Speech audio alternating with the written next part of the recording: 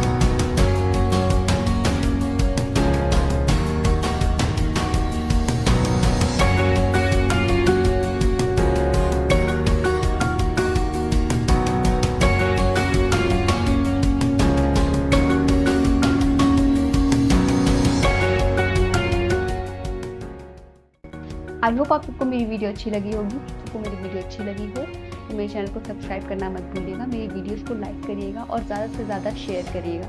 मैं मिलती हूँ आप सबको अगली वीडियो में, तब तक के लिए